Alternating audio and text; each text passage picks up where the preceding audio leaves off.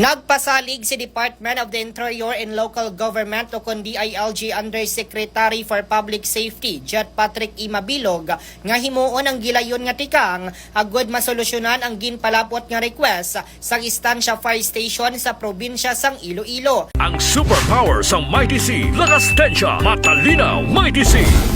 Sa iya Facebook post, ginpahayag ni Mabilog nga ginpalapot na niya ang concern sang Estancia Fire Station kay Fire Chief Superintendent Wilberto Rico Niel A. Cuancho, Officer in Charge sang Bureau of Fire Protection o kun BFE. Suno sa iya, gilayon nga paghahatagan sang atensyon sang BFE ang sitwasyon sang Estancia Fire Station kag tan-awon ang posible nga bulig nga mahimo nila nga mahatag. Ginpahayag man ni Mabilog ang iya padayon nga suporta sa mga bumbero kag ang importansya sang pagpalig-on sa kapasidad sa mga fire station agud mas maprotektahan ang kabuhi kag kahimtangan sang publiko. Madomdoman nga naghingyo si Fire Inspector Jury Biliran, Acting Municipal Fire Marshal sang Estancia Fire Station, nga mahatagan sila sang bag-o nga fire truck matapos magkaaberya ang ila ginagamit nga fire truck sa naglabay nga insidente sang sunog sa Estancia Feeder Port kung sa diin 7 ka mga baligyaan ang napektuhan.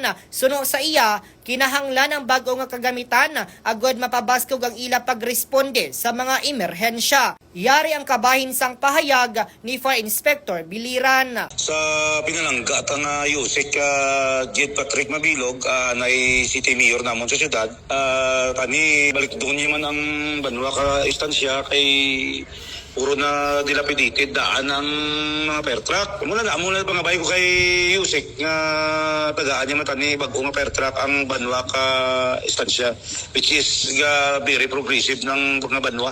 Report nagikan sa 5 Distrito, ini si K5, Reggie Plazuela de Mayo para sa kampiyon nga balita, serbisyo publiko kag kalingawan sa 5 Distrito K5, News sa Fab. Mas kinis kag mas healthy na ang skin ko. Salamat sa DTX Beauty Soap.